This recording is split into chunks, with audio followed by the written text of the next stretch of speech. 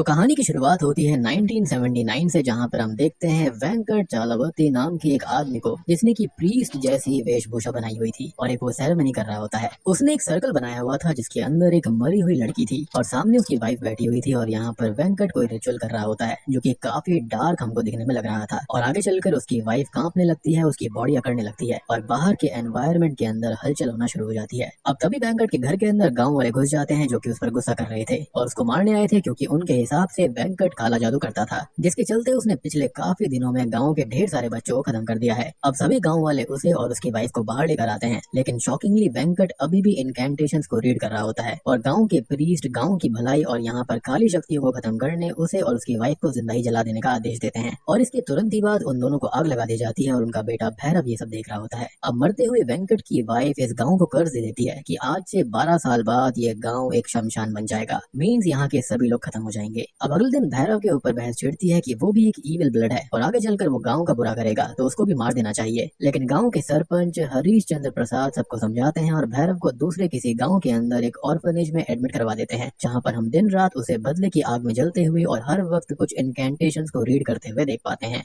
अब कहानी 1991 में आती है और हम देखते हैं गाँव के एक आदमी सिद्धा को, जो की अपने खेत में कुछ काम करने गया था। तभी उसके पास कुछ पजेस्ड क्रोज आ जाते हैं, मीन्स ऐसे कौवे जिनके ऊपर तंत्र मंत्र किया गया था, और वो उसके ऊपर अटैक करते हैं, जिसके बाद वो बेसुध सी हालत में वुड्स में कहीं चला जाता है। अब हम देखते हैं सूर्या को, जो कि अपनी मदर और फ्रेंड के साथ गांव में आता है और उसकी मदर का ये गांव जन्म स्थान है, जहां से वो सालों पहले यहाँ से चली गई थी और लगभग 15 साल के बाद वापस आ रही हैं। रास्ते में उनकी जीप पर एक क्रो टकरा कर मारा जाता है, जिसको वो एक अनहोनी मानती है, लेकिन सूर्या ये सब नहीं मानता था, तो वो उस क्रो को फेंक कर आगे बढ़ जाता है। अब वो लोग सूर्या की मदर की बहन की बेटी पार्वती के घर पर जाती है, जो कि अपने हस्बैंड और एक छोटे से बेटे के साथ एक छोटे से घर में रहती है। और वो सब यहाँ पर नोटिस करते हैं कि पार्वती के कान में कुछ दिक्कत है, जिसका ध्यान रखने के लिए सूर्या उसको कहता है। खैर, अब गाँव के अंदर सावन के एकादशी का मेला लगने वाला था, जिसकी तैयारी शुरू होती है और पंडित जी सबको राज पुस्तक, जो कि सालों पहले मंदिर की स्थापना से गाँव के आदेश की पुस्तक है, जिसके अंदर हर चीज का समाधान लिखा हुआ है, उसको पढ़कर मेले के लिए चीजें बता देते हैं। अब गाँव के लोग सिद्धा के बारे में पूछते हैं, क्योंकि वो पिछले एक हफ्ते से गायब था। अब रात को सूर्या अपने फ्रेंड के साथ बैठकर बातें कर रहा होता है, तभी उसकी नजर एक चोर पर पड़ती है, जो कि मुर्गियां चुरा रही थी, और वो उसको पकड़ता है तो वो चोर एक लड़की होती है और वो अपनी मस्ती के लिए मुर्गियां चुरा रही थी, जिसको वो छोड़ देता है। और ये सिद्धा वही इंसान है जिसको हमने शुरुआत में देखा था, जिसके ऊपर क्रोज ने हमला किया था और वो जंगल में भटक गया था, यानी कि वो पिछले एक हफ्ते से मिसिंग था। खैर, अब अगले दिन वो अपनी मदर के साथ सरपंच हरीश चंद्र प्रसाद के घर खाने पर जाता है, जहाँ पर उसकी मुलाकात उसी चोरनी से होती है, जो कि कोई और नहीं बल्कि सरपंच की ही बेटी नंदनी है। इसके साथ वो थोड़ा बहुत मजाक करने लगता है। यहाँ पर वो सरपंच के सर्वेंट की बेटी सुधा से मिलता है और उससे थोड़ी बहुत बात करता है। कुछ ही देर के बाद में वहाँ पर गांव के डॉक्टर आते हैं, जो कि नंदनी को इंजेक्शन लगाते हैं, एज उसको दौरे पड़ने की बीमारी है, जिसके अंदर उसकी बॉडी अकड़ने लगती है, कांपने लगती है, और अगर उसे टाइम टू टाइम इंजेक्शन ना दिया जाए तो उसकी जान पर खतरा आ सकता है। अब अगले दिन सूर्य देखता है कि नंदनी चोरी छुपे सुधा को उसके दूसरे गाँव के प्रेमी से मिलने में मदद कर रही है और उनसे बात करके वो उन्हें थोड़ा बहुत चढ़ाता है। सुधा का प्रेमी कुमार उसे बहुत प्यार करता था और गांव में आने पर उस पर शक होता तो सूर्य कह देता है कि वो उसे गांव में अपना रिलेटिव बताकर आने देगा और ऐसे वो भी उन दोनों की हेल्प करता रहेगा। बस उनके साथ नंदनी भी उससे मिलने आए, एज वो उसको पसंद करने लगा था। कुछ दिन तक ऐसे ही चलता रहता है और एक दिन सुधा कुमार को बताती है कि उसकी शादी कहीं और तय हो गई है, जिसको सुनकर वो बहुत दुखी होता है और उसको मनाने की कोशिश करता है, जिसके अंदर नंदनी और सूर्य भी उसकी मदद करते हैं और सुधा उससे ही अपने सच्चे प्यार का इजहार करके उससे ही शादी करने की बात करती है। अब कुछ दिन और बीत जाते हैं और मेला लग चुका था और अब सूर्य को अपनी मदर के साथ वापस शहर जाना था और जाने से पहले उसकी मदर अपना घर पार्वती के नाम कर देती है, ताकि वो अच्छे से रह पाए और इस छोटे घर को छोड़ दे। वहीं सूर्य अभी नंदनी से अपने प्यार का इजहार करने वाला था, लेकिन वो उसके प्रपोजल को एक्सेप्ट करने में हिचकिचा रही थी और कहती है कि वो अपनी मदर की यादों के साथ जी रही है, उनसे दूर नहीं होना चाहती। जिस पर वो कहता है कि वो उससे शादी कर ले तो वो उसकी माँ से उसको मिलवा देगा और जब तक वो गाँव से बाहर नहीं जाता उसे नंदनी के जवाब का इंतजार रहेगा। कुछ समय और बीत जाता है और मेला खुल जाता है, जहाँ पर हम सिद्धा को देखते हैं, जो कि इतने दिनों से जंगल में भटक रहा था, जिसकी हालत काफी खराब हो गई थी और उसकी बॉडी पर बहुत सारे छाले भी आ चुके थे। वो गांव में आता है और मंदिर के अंदर जाता है, जहाँ पर वो खून की उल्टियां करके अपने प्राण छोड़ देता है। अब ये बात सबको पता चलती है तो बहुत ज्यादा सभी परेशान हो जाते हैं। ऐसे मंदिर के गर्भगृह के अंदर ये सब पहली बार हुआ था और ये सारी चीजें गलत थी, जिसके बारे में वो राज आदेश पुस्तक के अंदर पढ़ते हैं और बताते हैं कि गाँव के ऊपर संकट आने वाला है, क्योंकि देवी माँ इन दोनों के बीच अपने घर यानी कि अपने दैवीय माता पिता के पास जाने वाली थी, लेकिन वो अभी भी मंदिर में ही है, जहाँ पर मौत हो चुकी है, जो कि उनका अपमान है। और अब गाँव के ऊपर एक कर्ज आएगा, जिससे बचने में उन्हें देवी मंदिर को 8 दिन के लिए बंद करना होगा। गांव को 8 दिशाओं से बंद करना होगा, जहां से ना तो कोई अंदर आ पाएगा ना ही बाहर जा पाएगा। और गांव के सभी लोगों को अपने घर के अंदर के सभी छोटे से बड़े मंदिर को, चाहे कुछ भी भगवान की चीज है, उसके अंदर रख के उसको ताले से बंद करना होगा। और इन 8 दिनों में उन्हें ईविल शक्तियां परेशान कर सकती हैं, जिससे उन्हें खुद निपटना होगा। और अगर ये क्रिया फेल हुई तो पूरा गाँव कर्ज से खत्म हो जाएगा,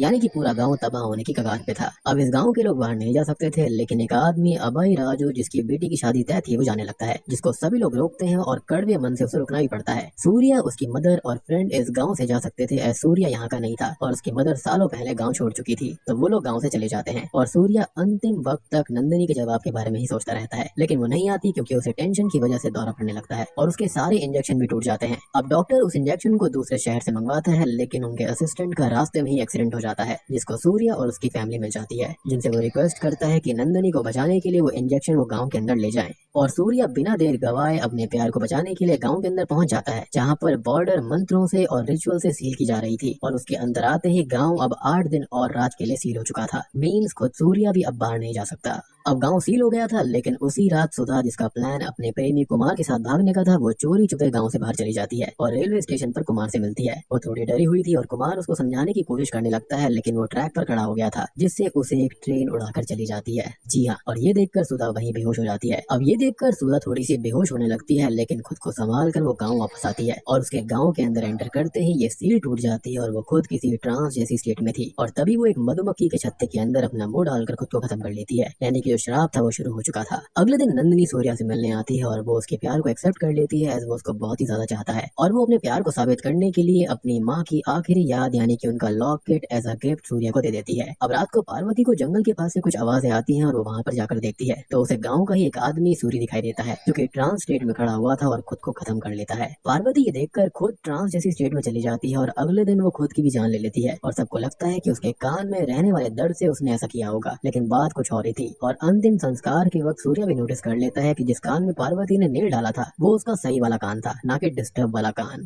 यानी कि उसने खुद के ही कान में कील डाल के खुद को खत्म कर लिया था। लोग सोच रहे थे कि जिस कान में दिक्कत थी उसके चलते उसने ऐसा किया होगा, लेकिन ऐसा बिल्कुल भी नहीं था। उसने अपने सही कान के अंदर ऐसा किया, यानी कि यहाँ पर कुछ ना कुछ गड़बड़ थी। अब गाँव में ये बातें चलने लगती हैं कि लोग ऐसे कैसे मर रहे हैं, जिस पर पंडित जी कहते हैं कि शायद किसी ने नियम तोड़कर सील पार किया है। और सरपंच अपने लोगों से सभी घर को चेक करने का बोलते हैं, जहाँ पर सुधा के माता पिता डर के झूठ बोल देते हैं कि वो घर पर ही है। अब यहाँ पर ये बहस भी चल रही थी कि शमशान गाँव से बाहर है, तो बॉडीज को जलाया कहाँ पर जाएगा, जिस पर पंडित जी ये कहते हैं कि उन्हें गाँव के बॉर्डर पर बने हुए घर को ही शमशान बना लेना चाहिए। और ये घर कोई और नहीं बल्कि वेंकट का ही घर है, जहाँ से मरते हुए उसकी बीवी ने कर्ज दिया था कि 12 साल के बाद गाँव के लोग खत्म होंगे। तो क्या ये उसकी वजह से हो रहा था? तो नहीं, बात इससे कई ज्यादा बड़ी और भयानक है, इसके असली पत्ते थोड़ी देर में खुलेंगे। गाँव के बाहर अब एक अघोरी के पास में एक कौवा मरकर गिरता है, जिसको छूकर उसे गाँव के कर्ज के बारे में पता चलता है। और वो गाँव वालों के पास आकर कहता है कि उनके गाँव के अंदर तंत्र मंत्र हुए हैं और अगर उन्होंने इस चीज को नजरअंदाज किया तो सब मारे जाएंगे और चीजें ठीक करने में वो उनकी मदद कर सकता है। और वो अपनी शक्ति से ये भी जान गया था कि यहाँ पर 4 लोग मारे गए हैं, लेकिन गाँव वाले उसकी बात नहीं मानते और कहते हैं कि 2 ही लोग मरे हैं। वो मदद करने अंदर आने लगता है, लेकिन पंडित जी उसे अंदर नहीं आने देते और अब वो सब कुछ महादेव के भरोसे छोड़कर वहाँ से चला जाता है। अब सूर्या डॉक्टर से बात करता है और कहता है कि पार्वती के दूसरे कान में दिक्कत थी और उसने पहले कान के अंदर नेल क्यों डाली होगी और उसके पीछे कोई बड़ी चीज है। और अघोरी की बात बिल्कुल सही थी।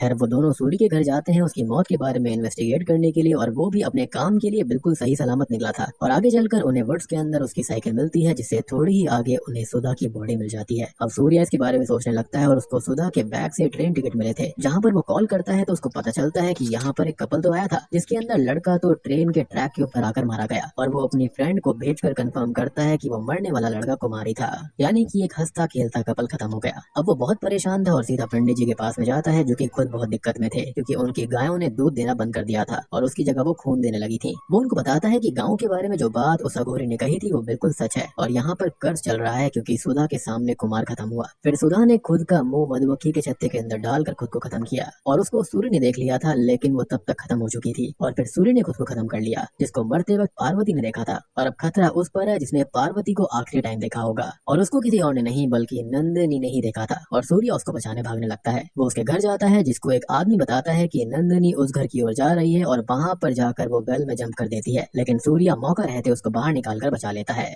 अब तक सभी लोग बहुत ज्यादा डरे हुए थे और नंदिनी बेहोश थी, जिसको देखकर पंडित जी कहते हैं कि ये कर्ज हवा तक में फैल जाएगा और पूरा गाँव में शमशान बनने वाला है। और जब सुधा ने अष्ट चक्र बंधन तोड़ा तो उस घर की काली शक्तियां जाग गई, यानी कि वेंकट के घर की, और उसने अपने कर्ज को शुरू कर दिया जो कि मरते वक्त वेंकट की वाइफ ने दिया था। पंडित जी इससे बचने के लिए राज आदेश पुस्तक मंगवाते हैं और वहीं सूर्या डॉक्टर से पूछता है कि आखिर 12 साल पहले ऐसा क्या हुआ था, और वो बताते हैं कि 12 साल पहले यहाँ पर बच्चे बीमारी से मिस्टीरियस तरीके से मरने लगे थे और कुछ वक्त बाद शहर से वेंकट यहाँ पर अपनी फैमिली के साथ रहने आया था, जिसके ऊपर संकट नहीं आया तो लोगों को उस पर ही शक हुआ था। और एक दिन सिद्धा ने उसे एक मरी हुई बच्ची को घर ले जाते हुए देखा और गाँव वालों को बताया जहाँ पर वो काला जादू करते हुए पाया गया था और उसको उसकी बीवी के साथ जिंदा ही जला दिया गया। बाद में उस घर से रोने की चिल्लाने की आवाजें आने लगी, साए दिखने लगे और गांव की खातिर उस घर को सील कर दिया गया था जहां पर कोई कभी गया ही नहीं। सूर्या ये सब सुनकर कहता है कि उन्हें सारे सवालों के जवाब उसी घर से मिलेंगे क्योंकि सब कुछ वहीं से शुरू हुआ था। अब वो दोनों उस घर के अंदर जाते हैं और वहाँ पर उन्हें एक बुक प्रिंट मिलता है। मीन्स पहले यहाँ पर कोई बुक थी जो कि अब गायब है। उन्हें एक छिपी हुई किताब भी मिलती है जिसके अंदर अथर्व वेद से कुछ क्रिया थी, जिसके अंदर मरे हुए को जिंदा करने के बारे में बताया गया था क्योंकि डेथ के 6 घंटों तक ऑर्गन्स के अंदर जान होती है। और यहाँ उसे नजर तंत्र के बारे में पता चलता है जिसके अंदर लोग मरते हुए को देखने के बाद खुद की जान देने लगते हैं। इधर गांव के पंडित जी राज पुस्तक में देखकर बताते हैं कि सूर्य ग्रहण के वक्त बुरी शक्तियां कमजोर होती हैं और उनको कर्स्ड पर्सन यानी कि नंदिनी को एक लकड़ी के संदूक में डालना होगा। उसके पास सभी लोग ब्लड ऑफर करेंगे और फिर उसे जला दिया जाएगा और यही एक तरीका है उनको बचाने का, नहीं तो ये कर्ज पूरे गाँव को ही खत्म कर देगा। अब वो एक संदूक मंगा लेते हैं और हरीशचंद उनको रोकता है और मिन्नतें करता है, लेकिन कोई उनकी बातें नहीं मानता क्योंकि गाँव के लोगों की जान का सवाल था और 12 साल पहले भी तो उन्होंने यही किया था। अब सूर्य वहाँ पर आता है और नंदिनी की जान बचाने के लिए सबसे कहता है कि उसे थोड़ा सा वक्त चाहिए और वो गांव के बाहर जाएगा और सब कुछ ठीक करने का तरीका लेकर ही लौटेगा। इस पर पंडित जी भी मान जाते हैं क्योंकि अष्ट चक्र बंधन वैसे ही टूट चुका था, लेकिन उसे ग्रहण से पहले वापस आना होगा क्योंकि ग्रहण के वक्त उन्हें राज पुस्तक की क्रिया करनी है, तो उसके पास वक्त बहुत कम है। अब वो गाँव से बाहर जाने लगता है तो दूसरे गाँव के लोग उसको रोक लेते हैं और कहते हैं कि अगर वो दूसरे गाँव के रास्ते से निकलेगा तो कर्ज उन पर भी आ जाएगा, लेकिन वो जैसे तैसे करके गाँव से निकल आता है। अब वो उसी ऑर्फनेज में जाता है जहाँ पर भैरव को एडमिट किया गया था और यहाँ पर उसे उसके बारे में पता चलता है कि जब से वो यहाँ पर आया था वो ना तो किसी से दोस्ती करता ना बात करता, वो दिन रात बस चैंटिंग करता रहता और रात भर यहाँ वहाँ वुड्स के अंदर क्रिया करता रहता और वो इतना पावरफुल हो गया था कि लोगों को देखकर ही उन्हें वश में करके तुरंत हर्ट कर देता था। इनफैक्ट एक रात तो वो न्यूड हालत में क्रिया करने गया और वापस आने पर उसको ओनर ने पकड़ लिया था, जिसको उसने अपनी आंखों से ही पैरालाइज कर दिया और वो हमेशा के लिए भाग गया। खैर अब सूर्या जंगल में भैरव को ढूंढने के लिए जाता है जहाँ पर उसको ढेर सारे अघोरी मिलते हैं जो कि उसको गलत समझ लेते हैं और उसको मारने के लिए आगे बढ़ते हैं, लेकिन उसके पास कोई पावर थी जिससे वो बच जाता है और अघोरी परेशान होकर उसको खत्म करने का ठान लेते हैं। लेकिन तभी वो अघोरी वहाँ पर आता है जो गाँव में आया था और वो सबको समझाता है कि सूर्या मदद लेने के लिए आया है। खैर सूर्या उसको गाँव के नजर तंत्र के बारे में बताता है जिस पर वो कहते हैं कि ये तंत्र तो सदियों पहले होता था और ये चीज तो आत्मा की शुद्धि के लिए करी जाती थी जो कि बहुत ही कठिन है और इसको हर्ट साइकोलॉजी भी कहते हैं और अगर ये कोई कर रहा है तो वो गाँव को पूरी तरह खत्म करना चाहता है। अब वो लोग एक गुफा के अंदर जाते हैं जहाँ पर तंत्र किए जाते थे और अघोरी सेंस कर लेते हैं कि यहीं पर भैरव ने वो क्रिया करी थी और यहाँ पर रखे कुछ डॉक्यूमेंट से सूर्य को ये पता चल जाता है कि भैरव कोई और नहीं बल्कि कुमार ही है और उसने सेल्फ सेक्रीफाइस दिया था अपने मकसद को शुरू करने के लिए। और उन लोगों को यहाँ पर असली राज पुस्तक भी मिल जाती है जिसको नकली वाली से बदल दिया गया था। मीन्स जो अभी तक गाँव के अंदर मंदिर के अंदर किताब थी गर्भगृह के अंदर थी और रिचुअल में इस्तेमाल हुई थी वो भैरव के प्लान के अकॉर्डिंग गाँव को खत्म करने के लिए हो रहा था, यानी कि कुमार के कहने पर। और वो गाँव को बचाने के लिए नहीं था और भगवान उन्हें बचा सकते थे तो मंदिर पहले ही बंद करके भगवान को ही रोक दिया गया। अब अघोरी ये बताते हैं कि जो आत्मा होती है ना वो खुद से ज्यादा कुछ नहीं कर सकती, तो सबसे पहले कुमार ने खुद को खत्म किया, एक आत्मा बनकर उसने सुधा को अपने वश में किया और ये पूरा का पूरा एक क्रिया के हिसाब से था। और फिर भैरव की आत्मा सुधा के शरीर के सहारे गाँव के अंदर बने हुए अष्ट चक्र बंधन को तोड़ देती है, लेकिन ये अकेली आत्मा नहीं थी, उसका साथ कोई और देकर उसको कमांड कर रहा है और देर होने से पहले उन्हें उस पर्सन को खुद को खत्म करने से पहले खत्म करना होगा और ऐसे ही ये कर्ज टूट पाएगा। इधर ग्रहण शुरू होने लगता है और सभी लोग नंदिनी को लेकर संदूक में डालकर उस घर के पास लेकर आते हैं, ब्लड ऑफरिंग को शुरू करते हैं ताकि कर्ज को खत्म कर पाए। लेकिन राज पुस्तक में जो लिखा था वो असल में भैरव और उसके साथी का प्लान था। मीन्स गाँव वाले अभी जो कर रहे हैं वो गलत है और पूरा गाँव मारा जाएगा जिसके अंदर पहली बली मासूम नंदिनी की होगी जो कि सूर्य का प्यार है। अब सूर्य अघोरी के साथ वापस गाँव आने लगता है और अघोरी कहते हैं कि सूर्य के पास भी कोई शक्ति है क्योंकि उसे कुछ नहीं हुआ और अघोरी उसके तेज से पीछे हो जाता है और तभी उनका एक्सीडेंट होता है। अब दोनों खुद को संभाल कर आगे बढ़ते हैं और उन्हें दूसरे गाँव के लोग घेर लेते हैं और सूर्य अघोरी जी को गाँव भेज देते हैं मंदिर खोलने के लिए। सूर्य गाँव वालों से लड़ता है और उनको समझाने की कोशिश करता है कि ये सब वो उसको बचाने के लिए ही कर रहा है। अब अघोरी मंदिर खोल देते हैं और सूर्य भी उस घर तक आ जाता है, यानी कि वेंकट के घर में। वो देखता है कि सभी लोग तंत्र के वश में आ गए हैं और अघोरी उससे कहते हैं कि जिस चक्र में नंदिनी है वो अग्नि चक्र है और वो खुद भैरव की आत्मा को भटकाने का काम करते हैं, तब तक वो जाकर पता लगाए कि गांव के अंदर वो कौन है जिसने भैरव का साथ दिया था। अब यहाँ पर सरपंच हरीश चंद्र प्रसाद नहीं थे, तो सूर्या उनके घर जाता है और वो तो नहीं मिलते, लेकिन उन्हें तहखाने के अंदर उसे सालों पहले से हो रहे तंत्र के निशान मिलते हैं और अब सरपंच भी उसको मिल जाते हैं, जिनसे वो सच पूछता है। और दोस्तों, अभी यहाँ पर खुलते हैं इस मूवी के असली पत्ते। तो उस दिन वेंकट की फैमिली के अंदर 2 लोग, वो खुद और उसकी वाइफ, मारे गए थे। बेटा ऑर्फनेज पहुंच गया था, लेकिन फैमिली सिर्फ 3 लोगों की नहीं थी, बल्कि परिवार के अंदर 4 लोग थे और चौथी थी उनकी बेटी, जो कि कोई और नहीं बल्कि नंदनी है। जी हाँ, उस घर के अंदर से रोने चिल्लाने की आवाज उसी की आया करती थी और शैडो में वही दिखा करती थी। और शुद्धि के बाद हरीश चंद्र वहाँ पर गए थे, तो उन्हें वो बच्ची मिली जिसको अगर वो गाँव वालों को सौंप देते तो वो उसको मार डालते। इसलिए उन्होंने उसको पाला और अपनी बेटी की तरह पेश किया और भैरव का साथ वही दे रही थी, जो कि खुद भी तंत्र करती थी। जी हाँ, मतलब ट्विस्ट देख रहे हो कितने बढ़िया हैं। और इधर नंदनी और उसके अंदर का भैरव अघोरी से लड़कर उसे घायल कर देते हैं और अब वो अपनी तंत्र क्रिया करके उस पेड़ पर आग लगाते हैं जहाँ पर उनके पेरेंट्स मारे गए थे। यानी कि दोनों बच्चे अपने पेरेंट्स की मौत का बदला ले रहे थे, जिसके लिए कुमार ने तो खुद को खत्म कर लिया और सभी गाँव वालों को उस आग में जाने का कमांड वो दे देते हैं, क्योंकि पूरे गाँव वाले तंत्र के वश में थे।